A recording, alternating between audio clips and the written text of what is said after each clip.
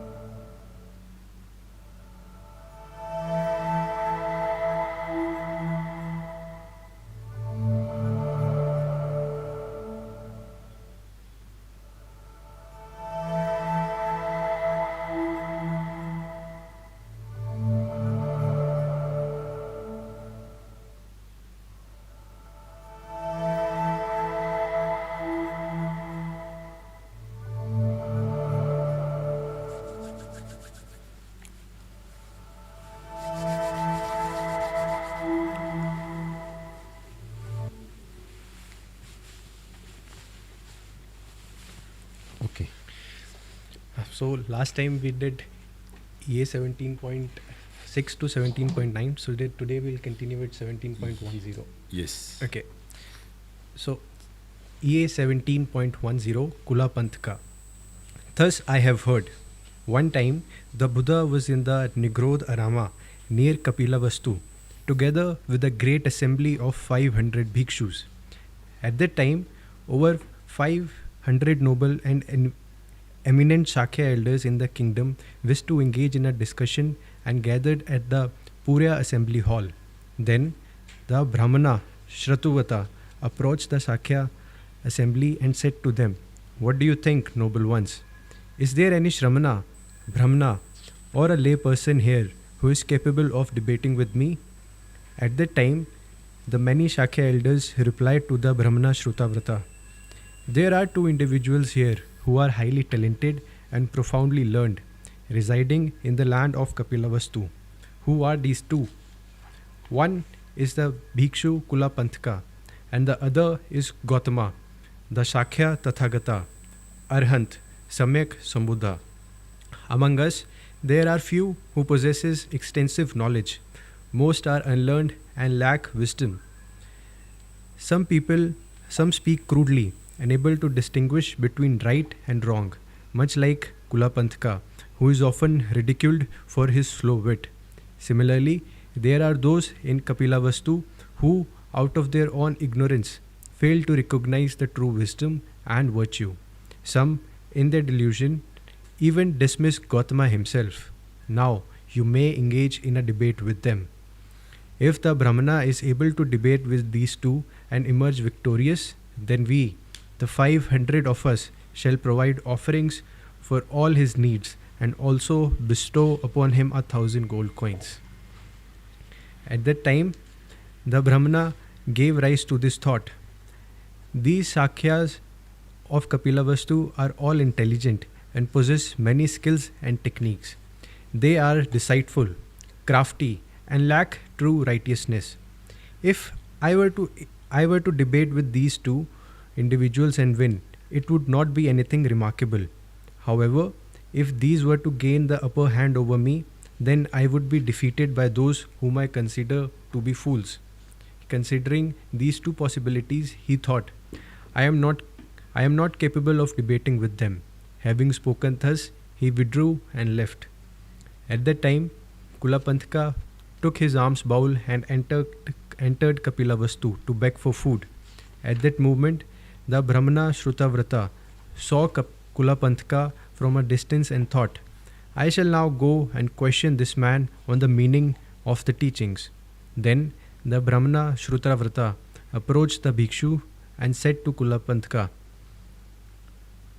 Shramana, what is your name? Kulapanthaka replied, Stop, Brahmana. Why do you need to ask about my name? If you have come here to inquire about the meaning of the teachings, then ask at the appropriate time. The Brahmana said, Shramana, are you able to engage in a debate with me? Kulapanthaka replied, I am capable of debating even with Brahma, let alone with you, a blind and sightless man. The Brahmana said, Is not a blind person simply one without sight? And is one without sight not blind? This is but a single concept. Why make it so complicated? At that moment, Kulapanthaka ascended into the sky and performed 18 transformations. Seeing this, the Brahmana thought to himself, This Shramana possesses only supernatural powers, but does not understand debate. However, if he is able to explain this concept to me, I shall take him as my teacher and become his disciple. So you see, Herman, they are, in those days, people wanted to have debates, so that they wanted to get their point of view cleared. Okay, and yesterday also we saw that when Buddha was also going out seeking alms, when somebody asks a question, he always says, not now, this is not the appropriate time. So today also, if you look at here, the Chula Panthaka is also, when he is going out, this particular Brahmana is asking questions, and he is also telling that later, don't ask now, what's your name and all those things should be asked later, not during this process. So we see a kind of a culture that was there, and how meticulous and decently the begging of alms was also done, without even distraction, no chit-chatting and everything. It was very, very beautiful. And then when the conversation is happening, it's all about who's going to win the debate and who's going to then, submit to the other person, okay, and can then become the disciple. So this culture of India, where we sought to clear our point of view over things, even as such like the universal concerns, of life and death, okay, all these things were a part of our discussion, right? So this is what Agamas is very important for us, because it gives us a sneak peek into 2,500-year-old history of our own country, Yeah. So let's continue. At that time, the Venerable Shariputra, using his divine ear, heard the discussion between Chula Panthaka and the Brahmana Shrutavrata. Then Shariputra transformed his form to appear as Chula Panthaka, concealing the original form of Chula Panthaka so that it is no longer visible. He then spoke to the Brahmana, O Brahmana, if you are thinking, this Shramana possesses only supernatural powers and is not capable of debate, then listen carefully. I shall now respond to your argument. Based on the principles of debate, I shall further elaborate with analogies. Now, O Brahmana, what is your name? The Brahmana said, My name is Brahma. Chula Panthaka asked, Are you a man? The Brahmana replied, I am a man. He further asked, Are you a human? The Brahmana responded, Yes, I am a human. Chula Panthaka asked, What do you think, Brahmana? A man is also a human being, and a human being is also a man. This too is a single concept. Would you not consider it redundant?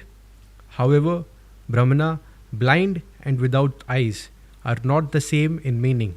The Brahmana asked, What then, Shramana, is meant by blind?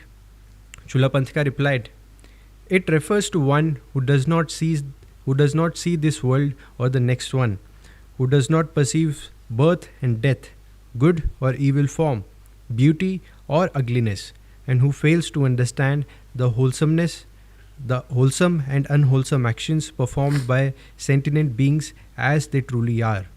Such a person never perceives reality and is therefore called blind. The Brahmana then asked, What then is meant by one without eyes? Chula Panthaka replied, The eye refers to the supreme eye of wisdom. Those who lack this wisdom eye are thus called without vision. The Brahmana said, Stop, stop, Shramana. Set aside this miscellaneous discussion. I now wish to inquire about a profound matter. Yeah, let's, Harman, let's stop here. You see, when previously when he was being asked, by this Brahmana, Chulabandaka, please tell me about, that one who, if you see his first question was what? That, What is your name? What's your name? Then he says, that's not important. Can we go to the topic? And when he's saying, I'm capable of debating even with a Brahma. Okay? Let alone with you, a blind and a sightless man. So actually Pandaka is telling you're blind and you're sightless also. So this guy, Brahmana, is acting a little smart. He's saying, is not a blind man simply the one without sight? So he's saying that why are you using two different words for the same thing?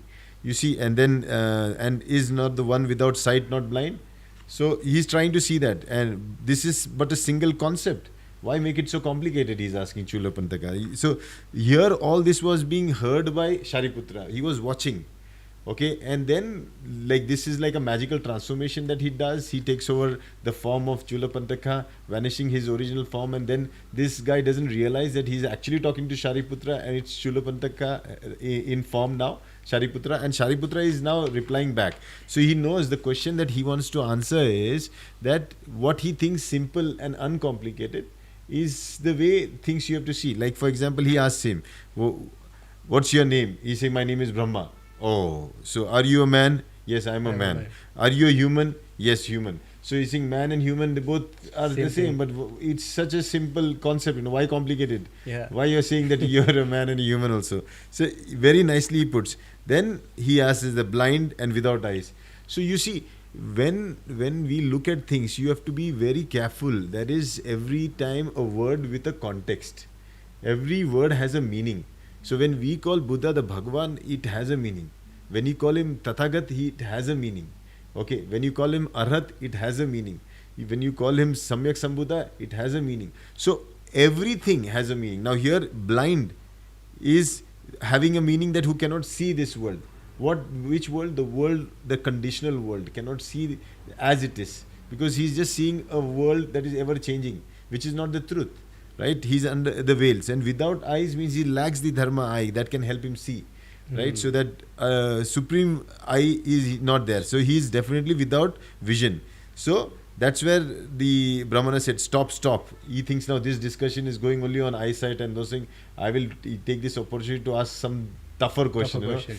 So now he's going, set aside this misleading discussion, and I would now wish to inquire about a profound matter. Now again, he is taken that first thing, got that cleared. He actually got defeated in that. Yeah. Okay, now before he accepts that as a defeat, he's going on a profound matter. Okay, let's go. Yeah. Tell me, Shramana, is it possible to attain nirvana without relying on the dharma? Chulapanthaka replied, one attains nirvana without relying on the 5 aggregates of clinging, which is Panchaskanda. The Brahmana asked, Shramana, are these Panchaskanda of clinging produced by causes and conditions, or do they arise without cause? Chulapanthaka answered, these Panchaskanda of clinging arise due to causes and conditions. They do not arise without cause. The Brahmana then asked, what are the causes and conditions for the Panchaskanda of clinging? The Bhikshu said, craving, Trishna, is the cause and condition. The Brahmana asked, what is craving? The Bhikshu replied, it is birth, Janma. The Brahmana asked, what is called birth? The Bhikshu answered, it is precisely craving.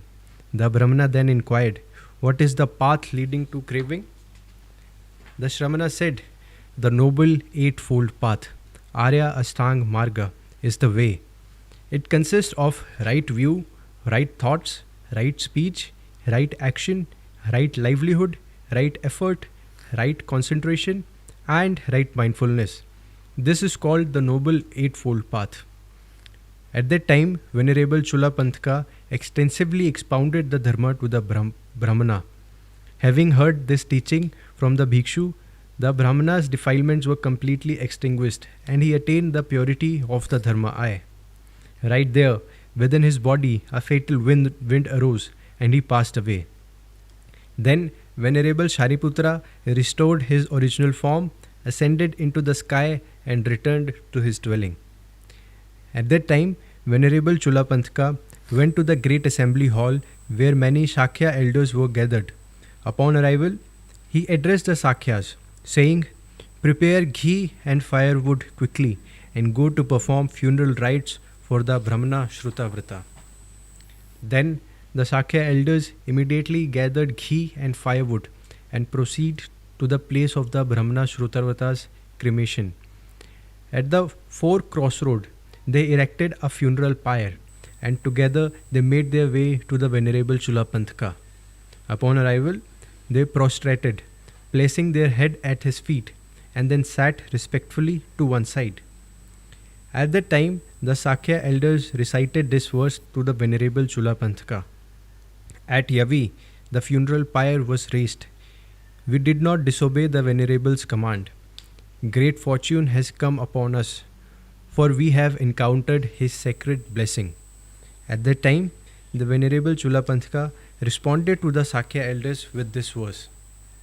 Now the noble Dharma wheel turns, subduing all the heretics. Wisdom vast as the great oceans has now humbled the Brahmana.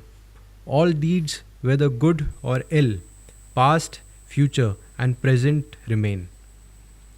Through countless eons, none are lost. Therefore, one should cultivate merit.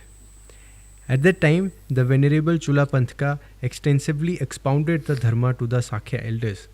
After hearing his teaching, they respectfully addressed him, "Venerable One, should you require robes, alms food, bedding, or medical remedies for illness, we shall provide everything without fail.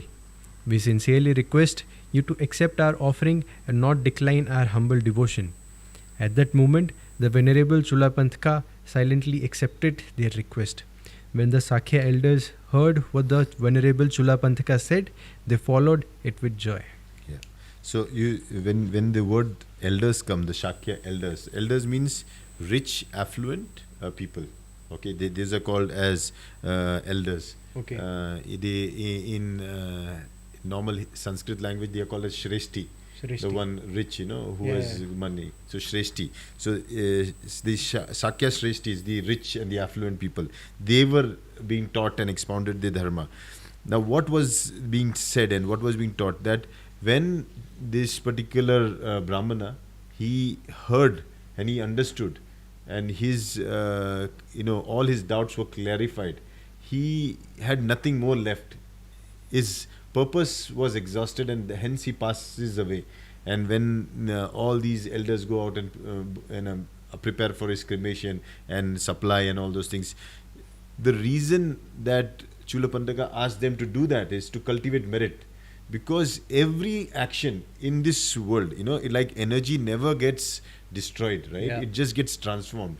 Hence, he says that all your deeds, whatever it is, past, future, and present will always remain. Okay, whether they are good or ill, it doesn't matter. They will remain forever. So, because of that, through countless eons, none are lost. Not a single one will ever get lost. Therefore, one should cultivate merit. Hence, you do something good. Very, very important, because people think, why should I do good? People think my life is good. Your life is good because you have done something good, and that is why you're getting good right now. But this will get exhausted, right? Yeah. Means now you're driving a vehicle, you're driving because the vehicle is not getting stopped because you are already filled petrol. But if you keep on driving, it's at some point it's going to get exhausted. Yes. But if you find petrol pumps in between and you keep on filling your tank again and again, then you are going on a long ride, right? Yeah. So people should understand that we are fortunate if we are born in a good family. We are fortunate if we have a good company. We are fortunate if we have good education. This all fortune is because we are meant to receive it. But for our fortune to continue and get better, we still should do some good acts. And there are these parameters that we talk about, the 6 parameters, in which dana is one of the most important parameter, where you give. So what we are doing on a Sunday, when the whole world is still trying to be in the bed and enjoying, we are reading and we are sharing whatever we can with the others who want to listen. So our part of cultivating merit is being done. Yeah. Okay, so this is very important, and you can understand why we have to always subdue all the heretics who do not believe in the dharma. Dharma is a law, and this law doesn't change. It will remain as it is. That the good gives you good, the bad gives you bad. Hence, watch your panchashil.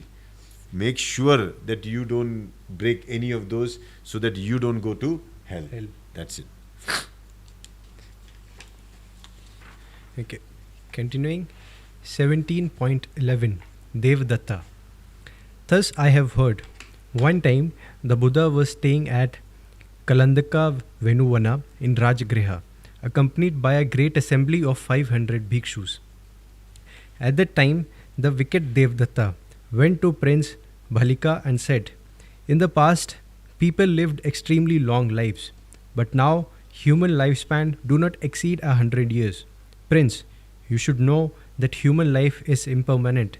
If you do not ascend to the throne and die midway, would that not be tragic? Prince, now is the time to end your father's life and rule over the people. I will kill the Shramana Gautama. Then, in the land of Magadha, there will be a new king and a new Buddha. How wonderful that would be! Like the sun piercing through the clouds, illuminating all, or like the moon dispersing the clouds, shining brightly among the stars."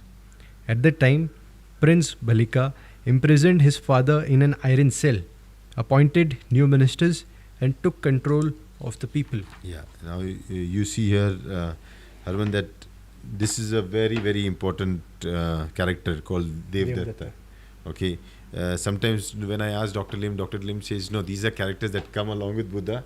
It's like a movie, where somebody has to play the villain's role. They are not bad. They do worth something hundreds and hundreds of years. So do not ever think that because there is no time, I better go and enjoy. Because there is no time, consider like the fire is burning on your head. Better be careful of what you're doing and do what is right. Yes. Okay? Yeah. At that time, many bhikshus entered Rajgriha to beg for alms and heard that Devadatta has advised Prince Bhalika to imprison his father in an iron cell and appoint new ministers. After begging for alms, the bhikshus returned to their dwelling, gathered their robes and bowls, and went to the Bhagwan. They bowed at his feet and said, "This morning, while begging for alms in the city, we heard that the foolish Devadatta advised Prince Bhalika to imprison his father in an iron cell and appoint new ministers. He also told the prince, 'You kill your father, and I will kill the Tathagata. In the land of Magadha, there will be a new king and a new Buddha. How wonderful that would be.'" At that time, the ministers also acted unrighteously. When the ministers acted unrighteously, the crown prince also acted unrighteously. When the crown prince acted unrighteously, the officials and administrators also acted unrighteously. When the officials and administrators acted unrighteously, the people of the kingdom also acted unrighteously. When the people acted unrighteously, the soldiers and armies also acted unrighteously. When the soldiers acted unrighteously, the sun and moon reversed their courses and timekeeping became disordered. When the sun and moon lost their proper course, years and months became meaningless. When years and months became meaningless, the sun and moon deviated from their paths and lost their brilliance. When the sun and moon lost their brilliance, the stars and constellations displayed strange omens. When the stars displayed strange omens, violent wind arose. When violent wind arose, the deities became angry. When the deities became angry, the rain and wind became untimely. When the rains and winds became untimely, the crops in the fields failed to grow.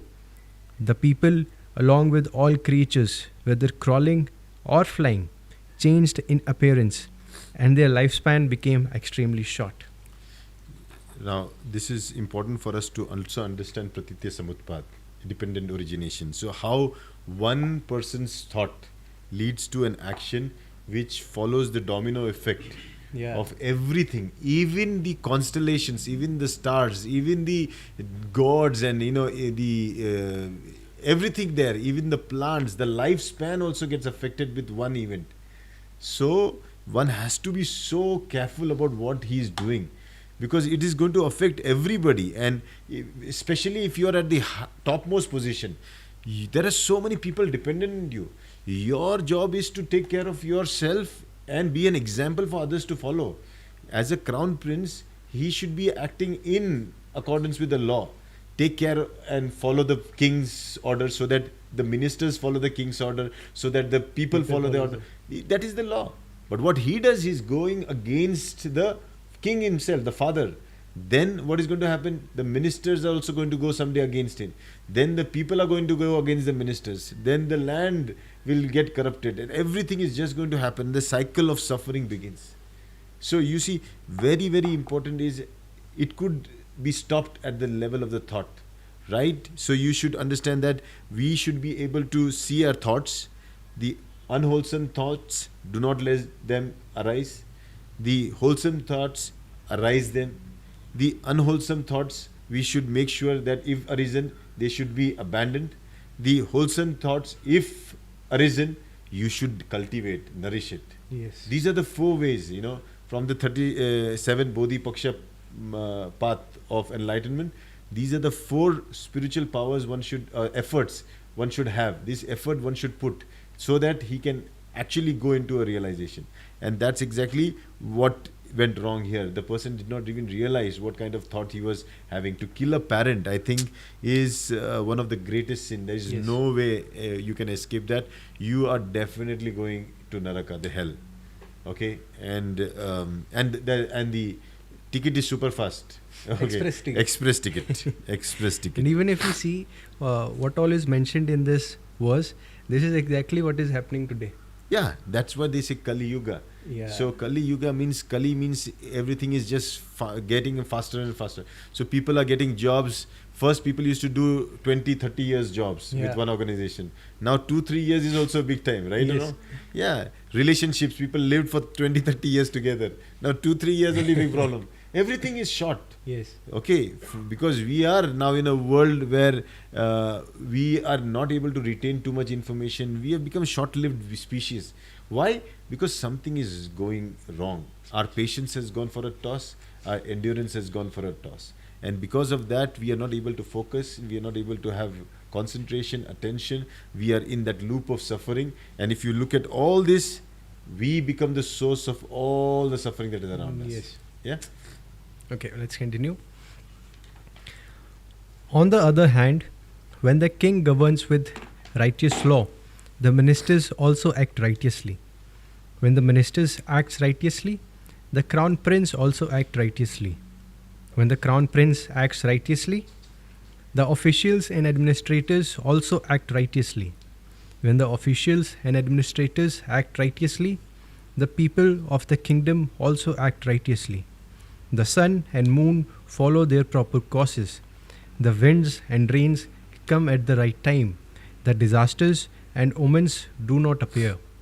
The deities are joyful, and the 5 grains flourish abundantly. The king and his ministers live in harmony, treating each other like brothers, without conflict or harm. All living beings are radiant in appearance. Their food is easily digested. There are no disasters or calamities. Lifespans are extremely long, and they are loved and respected by all. Wow, you see how by one leader at the top, if he is righteous, everything below just becomes right. I'm so surprisingly, thinking about the way this sutra is talking about how one individual can affect the movement of your stars, the effect, the moon, the sun, the plants that grow along, the lifespan, and that's how we see ourselves as insignificant. But our contribution of following the Shila, being the good one, is putting order into chaos, Yeah. So definitely chaos is very easy, because everything is chaotic. But once you're in order, every disorder or every kind of chaos is taken care of. You become the healer of the world. So you should understand that your responsibility, forget the others. We always blame somebody else and everything. So as brothers and sisters together can live in harmony. At least the society where we are living, that can be in harmony. Yeah. I think that is where the most important thing today, and conflict and harm will go over, and people will actually flourish, because a civilization where everybody is living up to that particular principles and ethics and following the Sheila, there trust, faith comes in, and definitely prosperity follows. Okay. At that time, the Bhagwan spoke this verse. Just as when cattle cross water, if the leader strays from the path, all will stray. This is because of the leader's guidance. So too with living beings. Among them, there must be a leader. If the leader acts unrighteously, how much more so will the common people? All will suffer, for the king's laws are unrighteous. Thus, when unrighteousness prevails, all the people suffer alike. But when cattle cross water, if the leader follows the right path, all will follow. If this is because of the leader's guidance, so too with living beings. Among them, there must be a leader. If the leader act righteously, how much more so will the common people? All will experience joy, for the king's laws are righteous. Thus, when righteousness prevails, all the people rejoice alike. Therefore, bhikshus, you should abandon unrighteousness and practice righteousness. In this way, bhikshus, you should train yourself. When the bhikshus heard what the Buddha said, they followed it with joy. How beautiful. You see, the importance of a leader, okay?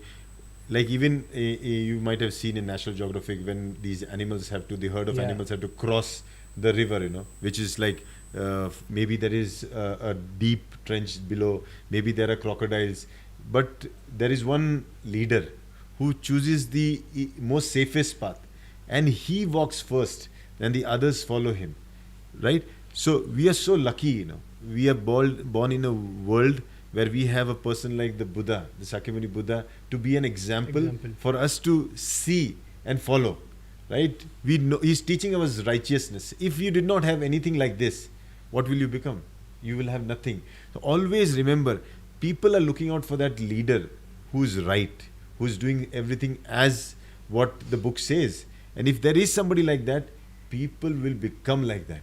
You are the example. So when it is say that if the leader strays from the path, all will stray. How many people are dependent on a leader? In an organization, the topmost leader does something right, everybody benefit. Topmost leader does something wrong, foolish, because of some craving, because of greed, because of something, it collapses everybody's life that is dependent on it. And that's where you see many organizations fail, because of such fools on the top who act as leaders when they are not. Okay, this is because of the leaders' misguidance that they suffer. Because of guidance, they can be liberated. Yeah. So to living beings, they're saying, among them there must be a leader. Even us, in any organization, within the family, and whoever is the leader should take up the flag of righteousness. Follow the Panchashila as it is. Make sure that set an example for others to become like him. Otherwise, if he is a crook, others will become like a crook, and then there will be corruption, there will be all the problems that will follow. So when you look at it, that among so all will experience joy when everything is right? Yeah. Everybody will be happy, right? When there is something wrong, then we are not happy. How can you be in joy? And hence the laws that are meant to be followed is as simple as just following the Panchashil. If one does that, becomes an example for others to follow, if fearlessness comes, confidence comes, people under him, they flourish, the teams grow, and the nation prospers. The organization prospers, the teams prosper. And if that doesn't happen, everything collapses. So it's a very, very important sutra here. Devdatta, as Dr. Lim also told me, and that is mentioned in the sutras also, he's just acting out because he was also predicted to become a future Buddha Yeah. by Buddha himself. So Sakyamuni did predict about his future Buddhahood, but through him we can understand what we should not be, like Devdatta. But by looking at Sakyamuni, we know how we should be. So there are two things we should do: what we should not be, and what we should be. The unwholesome personality, the wholesome personality. And you should always remember to follow the wholesome personality, which has certain principles, values, has ethics, principles, has some morality towards life, takes responsibility, has developed that confidence that people can have faith in him, trust on him, and then lead their lives just following him as a leader. Lead by example. You have to lead by example. There is no other way that you will be able to transform your life or others' life if you don't become the example. That's why you see Vimala Kirti Nirdesh Sutra. Vimala means one who is without any mala, absolutely clean, pure. Vimala Kirti. Kirti means becoming famous, right? So one who is absolutely pure and famous, when he gives the nirdesha, when he gives some suggestion, you should follow it. Yeah. But if somebody is unclean, even if he is famous, don't follow him. Okay, one who is clean but not famous, why should we follow him? Because something is wrong, right? We should see. So we take the Vimalakirti Nirdesh Sutra from the person who is famous and who has been clean and has progressed to that level, right? Where you can take his philosophy, his principles, his advice as pieces of wisdom, that so that it can help you better your life. Because he has already traveled that path. Yeah, he did. You see, you don't just become famous like that. Na? You need some qualities. The society doesn't just make anybody famous like that. Either you are a crook and you become famous, or you are very straight and you become famous, right? Yeah. The straight ones are very few, but the crooks are many. So you have to choose, which one. So that's why Vimala, absolutely pure. And the simplest way to be pure is following the Panchashil. And what are the Panchashil? Very simple, right? Very simple. What? Do not harm. Yeah, I shall not harm. I shall not harm. I shall not take what does not belong to me. Does not belong to me. I shall not disturb the harmony of the society or family. I shall not make false claims, and I shall not be intoxicated. Now tell me how difficult it is to just have control on these 5 things. No, it's not. If you choose to, then the senses are in your control. You will never cause any kind of problem to yourself and others also. But when the 3 poisons, when greed, when hate and jealousy, okay, and boosted by ignorance, when these cocktail of 3 poisons come together, the foolish man acts like a fool, just like Devdatta has shown, and can give suggestions to a prince to kill his own father, okay, thinking about himself, how he's going to kill the Tathagata and become the Buddha, and giving all sorts of examples like how the moon and the sun and all those things, talks something gibberish which has no meaning at all. Yeah. So we should always be very watchful and careful, through clarity we can see through all these fools that give such suggestions and ideas. So you should understand that if it's not going to upgrade you in your personality, if it should be like, how do you find a good friend and a bad friend? Like one of the sutras we saw, like a moon. Yeah. When the moon is full moon and becoming smaller. Yeah, I mean, waxing out, what do you say? It's like the full moon has become a no moon. If with any company of yours, if you're becoming from some person to no person, then it's better leave that company. Yeah. When with no person, you're becoming some person, that's a good moon. The full moon, yes. Be with that person. So choose your company well. This is where it is talking about Sangha. So you have to understand the 3 jewels that we call, that we should always adorn is, first we should follow the leader, and our leader is Buddha, a personality which follows certain ethics and principles, follows the Panchashil. So we definitely follow the Buddha as he says, absolutely by word, even in practice, even in talks, whatever he says. Second is the dharma, the law that he tells us, that follow your Panchashil. Okay, do not do harm, and all those things. We follow the dharma. And the third one is we live in the company of people who help us grow, not put us down, not give us advices like what Devdatta gave to King Baliga, the prince, right? That go and kill your Kill your father. father. No, that kind of people are to be kept away from you. Don't even interact. If you see them, change your course. Yeah, if you see them, you just change your course. Yeah, that is one you will come across. I was doing one verse in the morning where Buddha is going into a city with Ananda, and they are going to collect their alms, they beg. Then in one of the allies they see Devdatta. So Buddha sees him, and Ananda also sees him. So Buddha says, "Okay, let's go the other way around." And then Ananda asks Buddha, why are you changing the course? So he's saying, because there's Devdatta and I don't want to interact. Well, are you afraid of Devdatta? No. It's a fool that I don't want to interact with. Yeah. Good morning, doctor. Morning, doctor. Hey, sorry, I missed the time again. No problem. We know you traveled yesterday, and we had a good conversation on two sutras, the EA 17.10 and 17.11. Yeah. 11, yeah. So just to summarize, doctor, the first one was about Chula Pantaka. There was this. Can we go on that slide? So, doctor, we'll just briefly go through so that you can guide us. Yeah, okay. Chula Pantaka, yeah. Yeah. In this particular Brahmana is trying to ask the people there in the kingdom of Shakya, where all the rich Shakya elders have gathered, and and this Brahmana Shrutavarta was one among the assembly, and he had challenged that, is there anybody among y'all who can debate with me? So the elders of the Shakya clan said, no, not among us, we are not so great, but there are two people you should definitely talk to. One is Chula Pantaka. Okay, he's a great person, and the other one is the Gautama from the Shakya clan. They are talented. Now, if you want, you go and talk to them. Then this guy Chula Pantaka, he thinks to himself, that these two people, their name is being suggested, means they are really wise. If I go and if I win against them, I gain nothing. But if I lose, I'll be lost everything completely. So better keep quiet, and he walks away. So then, on his arms around, this guy, he meets Chula Pantaka on the way, and he's asking, he wants to ask, what's your name? So Chula Pantaka says, why do you want to know?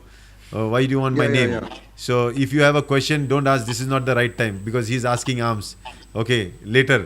So he still instigates him, that, that 1 minute, I'll show you, doctor, we go there. So Chula Pantaka replied, stop Brahmana. Why do you need to ask about my name? Yes, if you have come here to inquire about the meaning of the teachings, then ask at the appropriate time. Exactly like what you said, doctor, yesterday. Yeah. The Brahmana said, Then Brahmana said, Shramana, are you able to engage in a debate with me?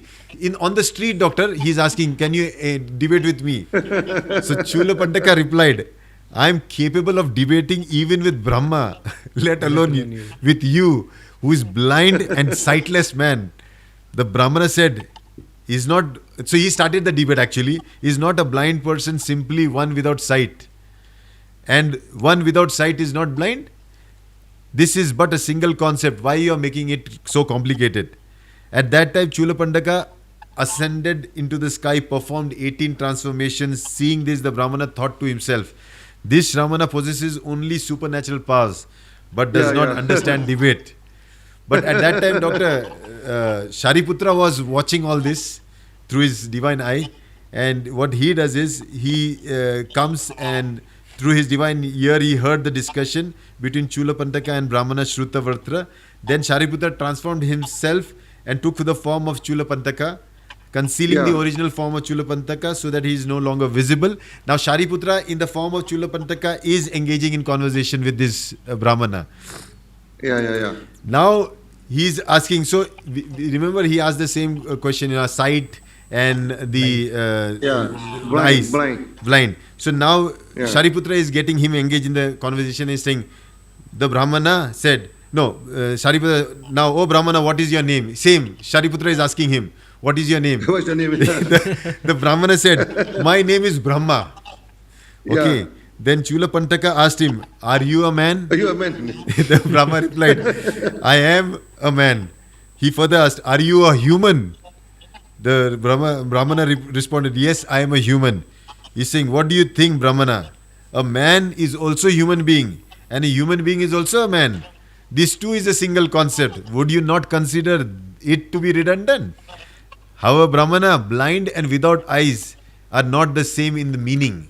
The Brahmana asked, what the Shramana is meant by blind?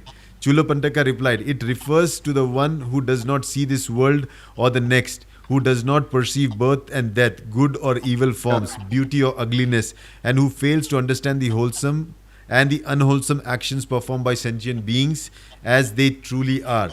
Such a person never perceives reality and is therefore called blind. The Brahmana then asked, what then is meant by one without eyes? Chulapantaka replied, the eye refers to the supreme eye of wisdom. Those who lack wisdom eye are thus called without vision. The Brahmana said, stop, Shramana.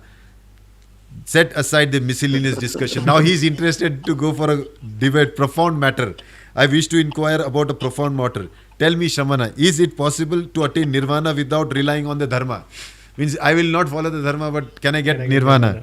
Chulapantaka replied, one attains nirvana without relying on the 5 aggregates of clinging. That's Panchaskanda. Brahmana asked, Shramana, are these Panchaskanda of clinging produced by causes and conditions, or do they arise without cause? Yeah. These Panchaskandas of clinging arise due to causes and conditions. They do not arise without cause. The Brahmana then asked, what are the causes and conditions for the Panchaskanda of clinging? The Bhikshu said, craving is the cause and condition. The Brahmana said, what is craving? It is birth. Janma. What is called birth? It is precisely craving. What is the path leading to craving? The noble eightfold path, said the Shramana. So then he talks about the right view, right thoughts, right speech, right action, right livelihood, and so on. To the noble. At that time, Venerable Chulapantaka extensively expounded the dharma to the Brahmana. So now in detail he is explaining, Shariputra is explaining the dharma. Having heard this teaching from the Bhikshu, that's Venerable Chulapantaka, the Brahmana's defilement were completely extinguished and he attained the purity of the dharma eye. Right there within this body, a fatal wind arose and he passed away. Then, So here, doctor, you need to explain, what was that, the exhaustion, that was the time that he passed away? Yes. Yeah. Now you see in Zen there are so many cases where then they realize the truth, no? Okay, then they become Sugata. Sugata means free to come and free to go. Then they immediately pass away. You remember the Buddha, the last sermon of Buddha? Buddha, before he passed away, there's one old man come and keep on disturbing and want to ask him. One this Buddha, this what do you call, answer this thing. Immediately he attend Arhan, you know. And before, so when he attend Arhan, he becomes Sugata. Okay, then he told Buddha, in my respect to you, you are my great teacher. So as your student, I should pass before you. Then he immediately, on the spot, he passed away. This thing. So this case is almost the same, This case, this Brahmana must be searching for the truth for a long time. Searching for the truth for a long time, Then today suddenly he realized everything, And he achieved the Sugata stage, No. Then he found that no point for him to continue in this world anymore. And he bye-bye on the spot. This in Zen, this happens sometime, It happens sometime when someone, they go to the master, when they learn everything from the master, they pass away. It did happen, It did happen. Because that's why this we don't understand much about this kind of phenomena, okay? But it did happen in the practice of Zen. It did happen. Yeah. So someone already, especially those who have been searching for a long time, Like before, like you see, before Buddha passed away, the old man is searching for throughout his life, he cannot answer his basic question. One Buddha answered the question for him, okay? Then he also said bye-bye, passed away on the spot. Yeah, yeah. So actually, this is also one of the reasons why we should practice properly, so that hopefully that all of us become sukata. Yeah. Thirst come and thirst go. Yeah, yeah. So then, doctor, afterwards, his body needs to be cremated. The Brahmanas, Shrutavarta, so Chulapantaka asks all the elders there to gather the wood and everything and go to the crossroads where the cremation is to be done. And during that time, Shakya elders recited this verse to Venerable Chulapantaka, saying at Yavi. Can we go to that slide? At Yavi. So they basically all contribute into the funeral pyre. They say at Yavi the funeral pyre was raised. We did not disobey the Venerable's command. Great fortune has come upon us, for we have encountered this sacred blessing. At that time, the Venerable Chulapantaka responded to the Shakya elders with this verse. Now the noble dharma wheel turns, subduing all the heretics. Wisdom vast as the great ocean has now humbled the Brahmana. All deeds, whether good or evil, past, future, present, will remain. Through countless eons, none are lost. Therefore, one should cultivate merit. This is very powerful statement, doctor. Yeah, and none is lost. Yeah. Nothing is lost. Nothing is lost. Your good will also remain, your bad will also remain. Yeah, amen, yeah. There's refer to the SC. Yeah. It's referred to the... Yeah. So at that time, doctor, the Venerable Chulapantaka extensively expounded the dharma to the other Shakya elders. After hearing this teaching, then they respectively addressed him. Venerable One, should you require robes, arms, food, bedding or medicinal remedies for illness, we shall provide everything without fail. We sincerely request you to accept our offerings and not decline our humble devotion. At that moment, the Venerable Chulapantaka silently accepted their request. When the Shakya elders heard what the Venerable Chulapantaka said, they followed it with joy. Again, doctor, the most important aspect of dana, to take care of the ones that are good by providing them when they are engaged in the activities like the dharma activities. Yeah. I think the second group, they are quite famous for that, no? Yeah. Okay, during the Buddha time, they also supported a lot of this Buddha, because they are the main client for Buddha. Yeah. Doctor, and the next one, the last one for today's verse was Devdatta, and very interesting because they here, were very interesting. Yeah. So in this one, basically, what is happening is Devdatta has instigating the Prince Bhallika to kill his. To go against Buddha. No, to kill his father. Kill his father, the king. The king and imprison him and then take his life. And he's also telling that I will kill the Tathagata and I will become the Buddha. So at that time, many bhikshus who had entered Rajgriha to seek alms, when they heard this, they came back and told this to the Buddha, that this particular Devdatta has been telling this Bhallika how to imprison his father in a cell and kill him, and also telling that I will kill the Tathagata in the land of Magadha.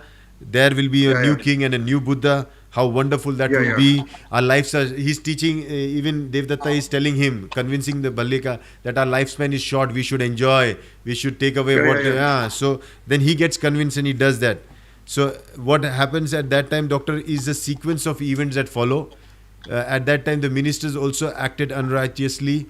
Then when the minister acted unrighteously, the crown prince also acted unrighteously. Then the whole thing happened, the official administrators, then the people of the kingdom, then the soldiers, the armies, everybody started to act unrighteously.